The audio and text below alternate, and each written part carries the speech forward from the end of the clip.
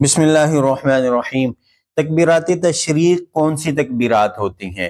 تو جاننا چاہیے کہ تکبیرات تشریق وہ تکبیرات ہیں جو ذی الحج کے مہینے میں ذی الحج کی 9ویں تاریخ کی فجر سے لے کر ذی الحج کی 13 تاریخ کی عصر کی نماز تک پڑھی جاتی ہیں۔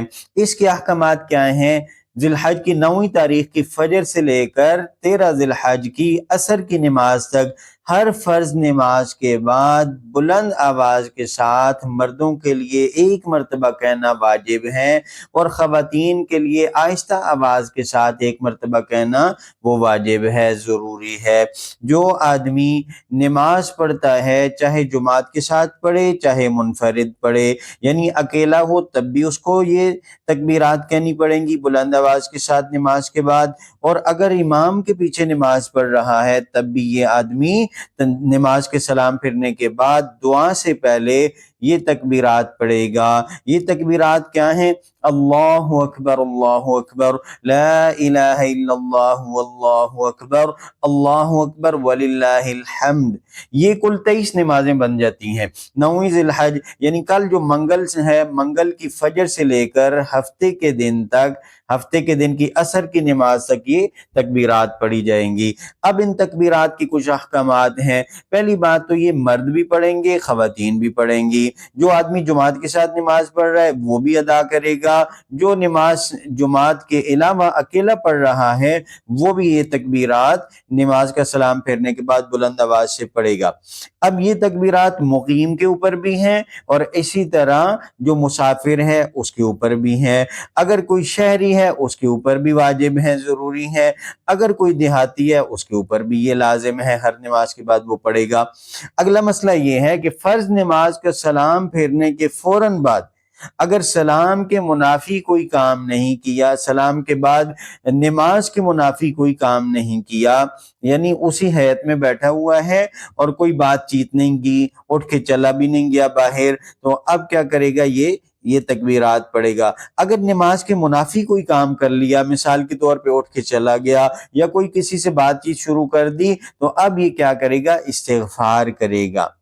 اگلا مسئلہ یہ ہے کہ اگر کسی کی نماز قضا ہو جائے، اگر کسی کی خدا نہ خواستہ ان دنوں کی نماز ہی قضا ہو گئی، تو اگر ایام تشریق کے اندر یہ ان نمازوں کی ایک نماز ہے یا زیادہ ہیں خدا نہ خواستہ، اگر ایام تشریق کے اندر یہ قضا کرے گا تو اب نماز کے بعد یہ اسی طرح تکبیرات بھی ان کی بھی قضا کرے گا، ان کو بھی ادا کرے گا۔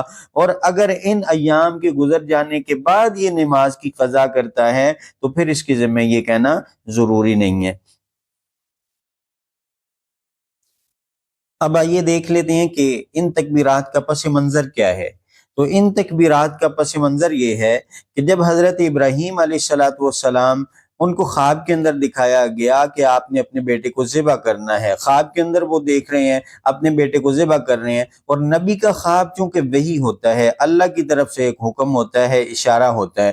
اب نبی ابراہیم علیہ السلام نے خواب دیکھا تو اب وہ اپنے بیٹے کو ذبح کرنے کے لیے تیار ہو گئے۔ جب اس کو ذبح کرنے کے ارادے سے لے کے چلتے ہیں اور جا کے لٹا دیا، لمبا واقعہ ہے، جب ان کو لٹا دیا ذبح کرنے کے لیے، تو جنت سے حضرت جبرائیل علیہ السلام ایک مینڈا لے کے آئے۔ جب انہوں نے مینڈا لے کے آئے اور دیکھا کہ سامنے حضرت اسماعیل علیہ السلام وہ لیٹے ہوئے ہیں اور ابراہیم علیہ السلام ان کو ذبح کرنے کے لیے تیار ہیں، انہوں نے بلند آواز سے کہا اللہ اکبر اللہ اکبر، تاکہ یہ چھری رک جائے۔ علامہ ابن عابدین، علامہ شامی رحمۃ اللہ علیہ نے لکھا، انہوں نے فرمایا کہ انہوں نے بلند آواز سے اللہ اکبر کہا تاکہ چھری رک جائے۔ اس کے بعد جب ابراہیم علیہ السلام نے دیکھا کہ جبرائیل دمبا لے کے آ گئے ہیں، تو انہوں نے کہا آگے لا الہ الا اللہ اللہ اکبر۔ جب اسماعیل علیہ السلام نے یہ کلمات سنے تو انہوں نے بھی آگے سے کہا واللہ اکبر وللہ الحمد، کہ اللہ کا شکر ہے، ہم اللہ کا شکر ادا کرتے ہیں کہ جس نے ہماری جان کے بدلے میں دمبا ذبح کروا دیا۔